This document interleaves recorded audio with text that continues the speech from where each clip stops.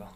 आज हम इसी के ऊपर बात करेंगे और हम देखेंगे कैसे आपका दिमाग घूमता है। जी हाँ, बहुत ज़्यादा इंपॉर्टेंट चैप्टर आपके लिए, कंपनी खाते। मैं बताऊँ 100 नंबर का पेपर है तो 100 में से 25 नंबर का इसी में से आना है।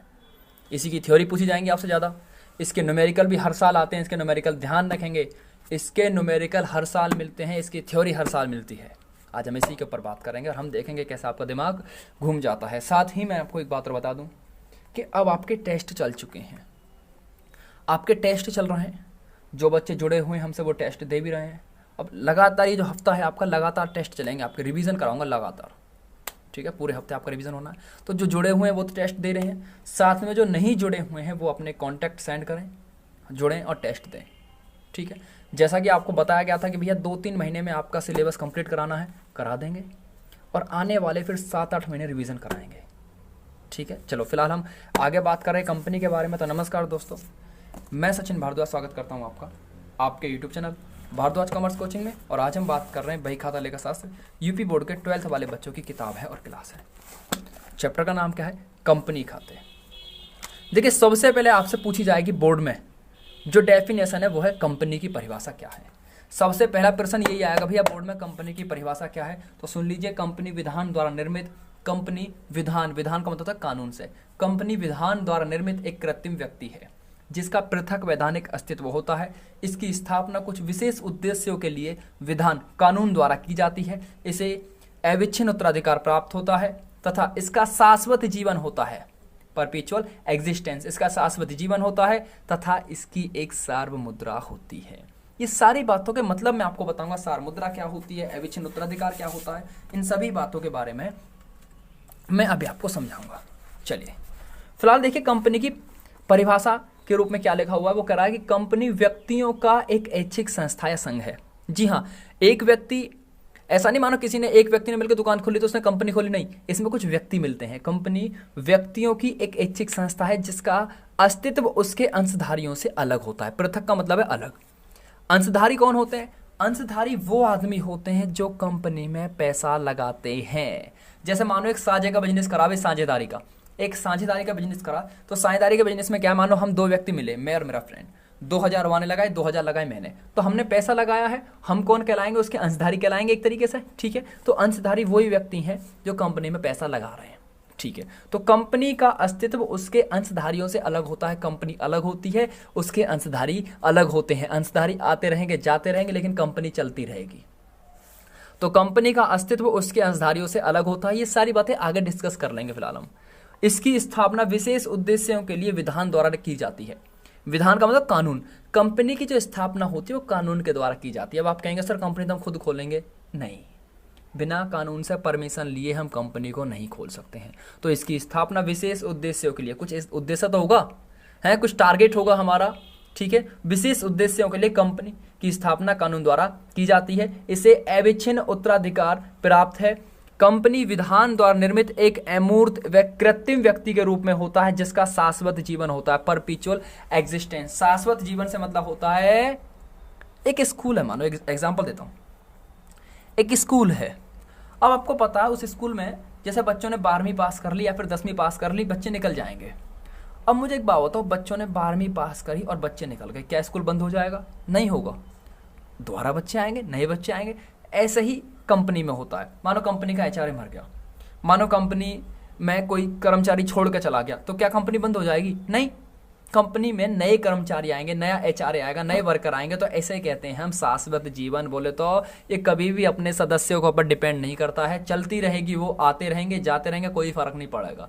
और शाश्वत जीवन में आप ये भी लगा सकते हैं कि कंपनी कोई लगी बंदी दुकान नहीं है, या फिर कोई ऐसी दुकान नहीं जो एक बार आज यहाँ लग गई, कल वहाँ लगा दी, परसों वहाँ लगा दी, ऐसे नहीं। जहाँ एक बार जम गई तो जम गई, एक लंबे समय के लिए वहीं चलती रहेगी। तो इसका मतलब होता है शाश्वत जीवन। और आगे देखिए क्या कह रहा है, इसका एक विशिष्ट नाम होता है, हाँ भाई नाम होता है कंपनी का, ठीक है, तथा एक सार्वमुद्रा होती है, कॉमन सील।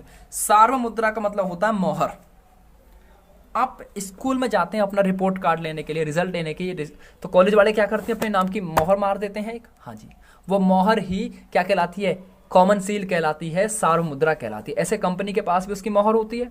मानो कोई डॉक्यूमेंट है, हम कैसे मान लेंगे कंपनी का डॉक्यूमेंट है? कंपनी की उस पर क्या लगी हुई होती है? मोहर लगी हुई होती है। ठीक है, चलिए तो आपको ये डेफिनेशन रट लेनी है कि कंपनी विधान द्वारा निर्मित, बोला था कानून द्वारा, कंपनी विधान द्वारा निर्मित एक कृत्रिम व्यक्ति है जिसका पृथक वैधानिक अस्तित्व होता है, इसे अविच्छिन्न उत्तराधिकार प्राप्त होता है, कुछ विशेष उद्देश्यों के लिए कानून द्वारा शुरू की जाती है, इसका एक विशिष्ट नाम होता है, जीवन शाश्वत होता है तथा इसकी एक सार्व मुद्रा होती है। चलिए आगे बात कर लेते हैं जो आपसे पूछा जा सकता है बोर्ड में। कंपनी का जो अधिनियम है, एक बात ध्यान रखेंगे हमेशा, कंपनी का जो अधिनियम है वो पहले तो था 1956। कंपनी का जो अधिनियम है वो पहले क्या था, 1956 था, लेकिन सन 2013 में इसमें संशोधन किया गया। क्या क्या संशोधन हुए वो हम आगे बात कर लेंगे। कंपनी के ये जो प्रोसीजर है इसमें संशोधन किया गया, करेक्शन किया गया, वो किया गया 2013 में। अगर आपसे अब बोर्ड में पूछता है कि कंपनी का अधिनियम क्या है तो आप 2013 लिख के आएंगे उसमें, ठीक है। चलिए आगे देख लीजिए। आगे हमसे एक आध राइटर हैं, जैसे ये हैं आपके ये रे लॉर्ड लिंडले कह रहे हैं कि कंपनी विधान द्वारा निर्मित एक कृत्रिम व्यक्ति है जिसका सतत उत्तराधिकार होता है तथा जिसकी एक सार मुद्रा वही मोहर होती है। फिलहाल हम पढ़ेंगे कंपनी अधिनियम 1956, भारतीय कंपनी अधिनियम 1956 की धारा 3 क्या कह रही है कि विद्यमान कंपनी का आशय ऐसी कंपनी से है जिसका निर्माण एवं रजिस्ट्रेशन इस अधिनियम के अथवा इससे पूर्व के किसी कंपनी अधिनियम के अधीन समामिलित कंपनी से हुआ है, इस तरीके से। और लास्ट जो आपको बिल्कुल रट लेनी है वो डेफिनेशन है आपकी ये 5वीं, कंपनी अधिनियम 2013 की धारा 220 के अनुसार कि कंपनी का आशय इस अधिनियम के अधीन, इस अधिनियम बोले तो अब कौन सा अधिनियम चल रहा है, अब चल रहा है 2013। अब कौन सा अधिनियम चल रहा है, 2013। तो वो इसी बात को कह रहा है, कंपनी का आशय इस अधिनियम के अधीन, या तो 2013 के अंडर में कोई कंपनी बनी हो अथवा इससे पूर्व के किसी कंपनी अधिनियम के अधीन समामिलित कंपनी से है। इससे पहले कौन सा था भाई, अब तो चल रहा है 2013, इससे पहले था 1956। तो इन दोनों के अंडर में जो भी कंपनी बनी होगी उसे हम कंपनी कहेंगे। तो आपको रट लेनी है, क्या कह रही है कंपनी अधिनियम 2013 की परिभाषा की कंपनी का आशय इस अधिनियम के अधीन अथवा इससे पूर्व के किसी कंपनी अधिनियम के अधीन समामिलित कंपनी से है। ये आपकी कंपनी की परिभाषा थी। फिलहाल बात कर रहे हैं कंपनी की विशेषताएं क्या हैं। देखिए विशेषताओं में सबसे पहला पॉइंट है विधान द्वारा निर्मित कृत्रिम व्यक्ति। विधान का मतलब क्या होता है, कानून। कंपनी कानून के द्वारा बनाई जाती है, कानून से परमिशन लेकर बनाई जाती है, ठीक है। बिना कानून से परमिशन लिए हम कंपनी को शुरू नहीं कर सकते। फिर कह रहा है कृत्रिम व्यक्ति, विधान द्वारा निर्मित मतलब कानून द्वारा बनाई गई कृत्रिम व्यक्ति। कृत्रिम व्यक्ति का मतलब क्या है, कृत्रिम व्यक्ति का मतलब होता है जैसे एक सामान्य व्यक्ति, जैसे नॉर्मल व्यक्ति सारे काम कर सकता है, माल खरीद सकता है, बेच सकता है, मुकदमे कर सकता है, ऐसे कंपनी भी ये सारे काम कर सकती है। कंपनी एक इंसान, एक मनुष्य की तरह सारे काम काज कर सकते हैं। अब आप ये मत कहना सर कंपनी नल चला सकते, नहीं, ऐसे नहीं, मतलब जो काम लीगल है, ठीक है, वो सारे काम कंपनी कर सकती है। तो इसी वजह से कहा है कंपनी विधान द्वारा निर्मित एक कृत्रिम व्यक्ति है, ठीक है। देखिए कंपनी को अपना अस्तित्व कानून से प्राप्त होता है, इसे कृत्रिम व्यक्ति माना जाता है क्योंकि यह निर्जीव एवं अमूर्त होती है। कंपनी कानून की दृष्टि से कंपनी और प्राकृतिक व्यक्ति में कोई अंतर नहीं। प्राकृतिक व्यक्ति जो हम हैं, क्योंकि प्राकृतिक व्यक्ति की तरह कंपनी भी क्रय विक्रय कर सकती है, अपने नाम से मुकदमा चला सकती है तथा अन्य व्यक्तियों के साथ अपने नाम से अनुबंध रख सकती है। समझ गए। चलिए फिलहाल देखेंगे पृथक वैधानिक अस्तित्व। पृथक मतलब अलग। मैंने बताया था कंपनी का जो अस्तित्व होता है वो इसके सदस्यों से अलग होता है। कंपनी अलग होती है, इसके सदस्य अलग होते हैं। कंपनी जब चाहे अपने सदस्यों पर, अपने संचालकों पर मुकदमा कर सकती है, लेकिन क्या वो भी कर सकते हैं, ठीक है। तो इसका मतलब यही है पृथक वैधानिक अस्तित्व, दोनों एक दूसरे में मुकदमा कर सकते हैं। फिलहाल बात करेंगे सीमित दायित्व। सीमित दायित्व साझेदारी पढ़ी थी हमने, आपको याद होगा। साझेदारी में पूछा गया था आपसे कि साझेदारों का दायित्व कैसा होता है। मैंने आपको बताया था कि साझेदारी में तो साझेदारों का दायित्व होता है असीमित। असीमित कैसे होता है, असीमित से मतलब होता है मानो दो व्यक्ति मिलकर बिजनेस कर रहे हैं और बिजनेस में नुकसान हो गया तो उसकी भरपाई कौन करेगा, वो दोनों ही करेंगे, चाहे कहीं से भी पैसा उन्हें लाना पड़े बटोर के। मानो 50,000 का लाभ हो गया, दो व्यक्ति हैं तो 25,000 एक लाएगा, 25,000 दूसरा लाएगा, या फिर जो उनका अनुपात हो उसके हिसाब से पैसा लेकर आएंगे। अब ये मैटर नहीं करता है कि कहाँ से पैसा लाएंगे, घर की संपत्ति बेच कर लाएं, बर्तन भांडे बेच कर लाएं, लेकिन पैसा लाना है। ऐसे ही यहाँ पर है सीमित दायित्व, उसमें था असीमित। असीमित मतलब कोई लिमिट नहीं है कहाँ से पैसा लाएंगे, लेकिन इसमें लिमिट है। इसमें लिमिट है। लिमिट से मतलब यह है कि जितना खाया है उतना ही देना पड़ेगा, जितना खाया है उतना ही देना पड़ेगा। बोले तो जिसने जितना कंपनी में पैसा लगाया है, जितने कंपनी में जितना पैसा लगाया है वो उतने तक ही भरपाई करेगा, उससे ज़्यादा नहीं चुकाएगा। बाकी और चुकाएंगे, क्योंकि एक आध आदमी तो होता नहीं कंपनी में, कंपनी बहुत सारे आदमी होते हैं। कितने होते हैं वो हम आगे बात कर लेंगे। ठीक है। तो सीमित दायित्व का मतलब यही होता है, पूछा जा सकता है आपसे 1 नंबर में, कंपनी का दायित्व कैसा होता है, कंपनी का दायित्व सीमित होता है, ध्यान रखेंगे। और साझेदारी फर्म का कैसा होता है, साझेदारी फर्म का असीमित होता है। चलिए आगे बात कर लेते हैं स्थायी अस्तित्व। स्थायी अस्तित्व बोले तो मैंने आपको बताया था, कंपनी कोई एक छोटी मोटी दुकान या फिर छोटा मोटा खोखा नहीं है, कोई ठेली वगैरह नहीं है कि आज यहाँ है कल वहाँ परसों यहाँ, इस तरीके से नहीं, एक बार जहाँ जम गई तो जम गई। तो इसे ही कहते हैं स्थायी अस्तित्व। इसका जो अस्तित्व होता है स्थायी होता है, एक बार जम गई तो जम गई। और दूसरा निरंतर चलती रहती है, कभी भी अपने अंशधारियों पर, सदस्यों पर निर्भर नहीं करती। सदस्य आते रहेंगे जाते रहेंगे, बल कंपनी चलती रहेगी। वो स्कूल वाला एग्जाम्पल ले लीजिए, स्कूल में बच्चे जाते भी आते भी हैं, अब चले गए तो उसको थोड़ी स्कूल बंद हो जाएगा, नहीं नए आएंगे। तो यही सेम काम इसमें होता है, स्थायी अस्तित्व होता है। नेक्स्ट देख लीजिए सदस्यों की संख्या। ये आपसे काफी बार बोर्ड में पूछा जा सकता है, पूछा गया भी है। सदस्यों की संख्या की बात करें तो सदस्यों की संख्या के आधार पर कंपनी को हम 2 भागों में बांट देते हैं। एक होती है आपकी प्राइवेट कंपनी, एक होती है आपकी सरकारी कंपनी। प्राइवेट कंपनी को हम कहते हैं निजी कंपनी, हिंदी में कहते हैं निजी कंपनी, इंग्लिश में कहते हैं प्राइवेट कंपनी। निजी कंपनी और दूसरी होती है सरकारी कंपनी, सार्वजनिक कंपनी जिसे हम कहते हैं। तो ध्यान रखेंगे प्राइवेट कंपनी में, निजी कंपनी में कम से कम 2 आदमी होते हैं। कम से कम कितने मेंबर होते हैं निजी कंपनी में, कम से कम 2 मेंबर होते हैं।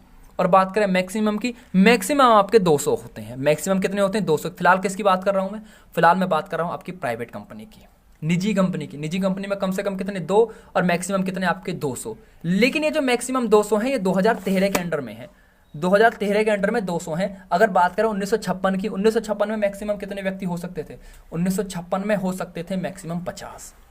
ये संशोधन हुआ, तो मैंने बताया था ना क्या क्या संशोधन हुए, ये संशोधन हुआ है। 2013 के अंडर में 200 व्यक्ति तक हो सकते हैं मैक्सिमम प्राइवेट कंपनी में, लेकिन 1956 में कितने थे, सिर्फ 50 आदमी थे। तो प्राइवेट कंपनी का सिस्टम समझ गए, कम से कम 2 आदमी, मैक्सिमम 200।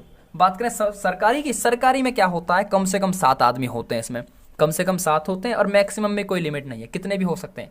सार्वजनिक कंपनी में, सरकारी कंपनी में, पब्लिक कंपनी में मैक्सिमम कितने भी हो सकते हैं, और कम से कम 7 आदमी होंगे, समझ गए। साथ ही मैं आपको एक बात और बता दूं, संचालकों की संख्या, शायद इसमें पॉइंट ना हो, संचालकों की संख्या की बात भी कर लेता हूं। तो संचालकों की संख्या, डायरेक्टर्स संचालक होते हैं वो व्यक्ति जो कंपनी को चलाते हैं। संचालक, अंशधारी तो वो होते हैं, सदस्य कह लो या फिर अंशधारी कह लो, सदस्य कह लो या फिर अंशधारी कह लो। सदस्य अंशधारी वो व्यक्ति हैं जो कंपनी में पैसा लगाते हैं, लेकिन संचालक वो होते हैं जो इसे चलाते हैं। तो संचालकों की बात कर ले में, प्राइवेट कंपनी में कम से कम होते हैं 2, सरकारी कंपनी में कम से कम होते हैं 3, और दोनों में अधिक से अधिक होते हैं 15। ध्यान रखेंगे, पूछा जा सकता है, दोनों में, प्राइवेट में 2, सरकारी में 3, और दोनों में मैक्सिमम 15। चलिए ये भी रट गया आपको। नेक्स्ट बात कर लेते हैं सार मुद्रा। हाँ भाई, कंपनी के पास उसके नाम की एक सार मुद्रा होती है, एक मोहर होती है, एक प्रतीक होता है, एक साइन होता है, जिससे या फिर जिस कागज पे मोहर लग जाती है वो कागज किसका माना जाता है, कंपनी का माना जाता है, वरना नहीं माना जाएगा। ठीक है, चलिए उसके बाद है लाभ के लिए बनाई गई ऐच्छिक संस्था। हाँ भाई, कंपनी लाभ के लिए बनाई जाती है, ठीक है। उसके बाद ये 2-4 पॉइंट आप खुद पढ़ेंगे। आगे हम बात कर लेते हैं कि कानून द्वारा समापन। आपको पता है जैसे कंपनी की स्थापना विधान द्वारा होती है, कानून द्वारा होती है, ऐसी कंपनी का समापन भी कानून द्वारा होता है। ये ना कि अपनी मर्जी से, ये कोई हलवाई की दुकान नहीं, शटर डाल दी दुकान बंद हो गई, नहीं, कानून से परमिशन लेनी पड़ेगी तब जाकर बंद करेंगे, अपने आप बंद नहीं कर सकते। तो ये मैंने आपको क्या पढ़ा दिया, इसकी विशेषताएं पढ़ा दी हैं। फिलहाल अगली वीडियो में हम इसके बारे में और डिस्कस करेंगे, आपसे कंपनियों के प्रकार पढ़ेंगे। ध्यान रखेंगे, बहुत ज़्यादा इंपॉर्टेंट चैप्टर है कंपनी के, कोई सी वीडियो मिस ना करें इसकी। चलिए, बहुत बहुत धन्यवाद आपका।